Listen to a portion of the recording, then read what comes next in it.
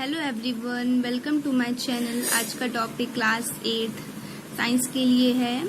तो आज मैं आप लोगों के लिए एक न्यू चैप्टर लेके आई हूँ जिसका नाम है कोल एंड पेट्रोलियम। इसका ये पार्ट 3 है। पार्ट 2 मैं इसके बना चुकी हूँ, आप लोग देख लीजिए अगर आप लोगों ने अभी तक नहीं देखा है इस वीडियो को स्किप करके।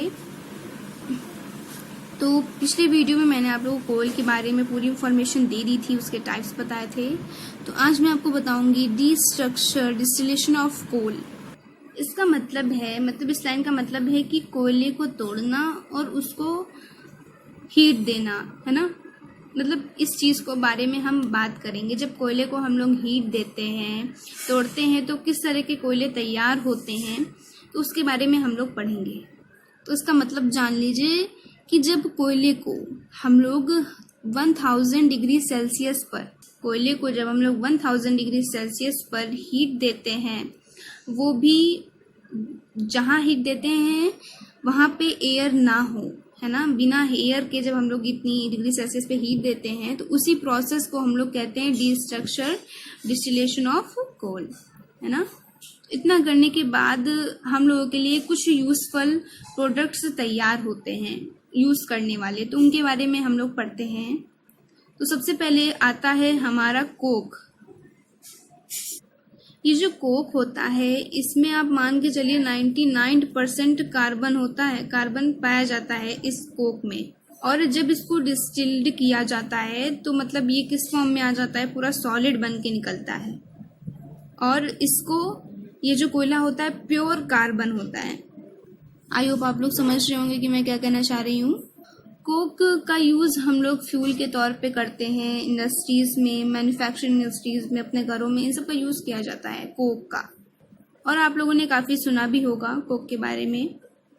तो अब बात करते हैं कोल तार की। इन सब टाइप्स में ज़्यादा कुछ है नहीं, लेकिन जितना है वो मैं आपको बता दे रही हूँ। ये जो कोल तार होता है वो काफ़ी सारी गैसेस का मिक्सचर होता है, जैसे कि आपका हाइड्रोजन है,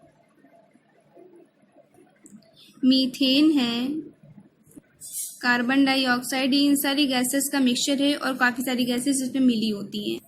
और कोल तार का पहले मतलब घरों में यूज़ किया जाता था, बट अब नहीं किया जाता है, पहले किया जाता था।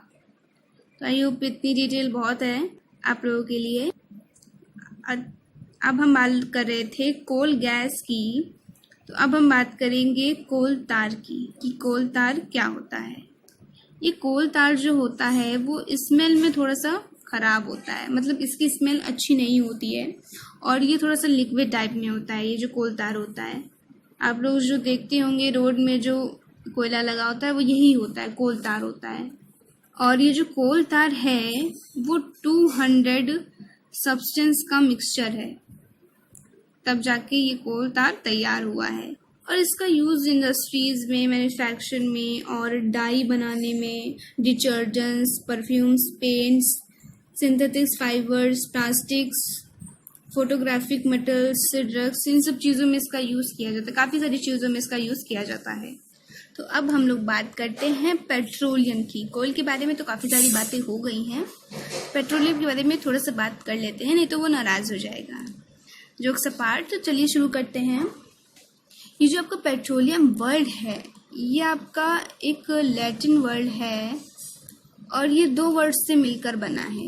एक आपके होता है पेट्रा और दूसरे का मतलब होता है ओलियम, पेट्राओलियम, ठीक है। ये 2 वर्ड से मिलकर बना है। पेट्रा का मतलब होता है रॉक और ओलियम का मतलब है ऑयल। तो इन दोनों का मतलब निकलता है कि रॉक ऑयल, है ना, यानी कि जो पत्थर होते हैं उनसे जो तेल निकले, है ना, यूज़ करने वाला जो निकले, तो उसी को हम लोग पेट्रोलियम कहते हैं। तो आई होप आप लोग को इसको नाम का मतलब समझ में आ गया होगा। तो इसे हम लोग कह सकते हैं कि एक लिक्विड फॉसिल फ्यूल है, उसका एक लिक्विड फॉर्म में होता है पेट्रोलियम।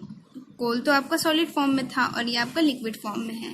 पेट्रोल के जितने भी प्रोडक्ट्स होते हैं वो हमारे अर्थ पे बहुत ही इम्पोर्टेंट करते हैं पीपल्स के लिए।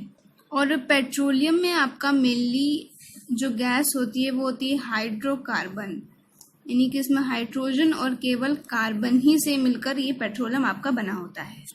तो अब हम लोग बात करते हैं कि ये पेट्रोलियम आखिर बना कैसे, है ना। तो पेट्रोलियम की बात करें तो समुद्र में जितने भी एनिमल्स होते हैं, समुद्र के अंदर जितने भी एनिमल्स होते हैं, वो जब मर जाते हैं तो जाके डीप में, यानी कि समुद्र के नीचे ही वो जाके क्या हो जाते हैं, दब जाते हैं, दब जाते हैं, दब जाते हैं। और दब जाने के बाद वो रेत या फिर मिट्टी की वजह से वो ढक जाते हैं। और ढकने के बाद काफ़ी सारे सालों तक जो टेम्परेचर है और प्रेशर है जो उन मृत्यु जीवों के ऊपर पड़ता है, उसकी वजह से धीरे धीरे धीरे धीरे धीरे करके ये एक गैस में या फिर पेट्रोल में कन्वर्ट हो जाता है। तो आप लोग समझ रहे होंगे कि पेट्रोल बनता कैसे। अब इसे निकालते कैसे हैं? तो पेट्रोल को जब निकालते हैं समुद्र के अंदर से, तो एक ड्रिलिंग होल्स होते हैं, उसके थ्रू निकाला जाता है पेट्रोल को। ये जो होते हैं 3 किलोमीटर की फीट तक नीचे जाते हैं, मतलब इनको होल करके नीचे ले जाया जाता है और उसकी हेल्प से जो कच्चा तेल होता है वो पाइप के थ्रू रिफाइनरी होकर आ जाता है, ऊपर ले लिया जाता है। तो ऐसे इस पेट्रोल को निकाल लेते हैं। और आप लोगों को एक एक्स्ट्रा नॉलेज भी बता दें कि पूरे वर्ल्ड का जो सबसे पहला तेल का कुआं यानी कि ऑयल वेल, ये पाया गया था हमारे अमेरिका में, मतलब ड्रिल्ड करके निकाला गया था अमेरिका से, वो भी 1859 में निकाला गया था। और इस कुएं का नाम रखा गया था पेंसिल्वेनिया, इसका नाम था रखा गया था। और फिर उसके करीब 8 साल के बाद भारत में 1867 में असम के माकुम एक जगह है, वहाँ पर तेल का पता चला, है ना, तेल का पता चला।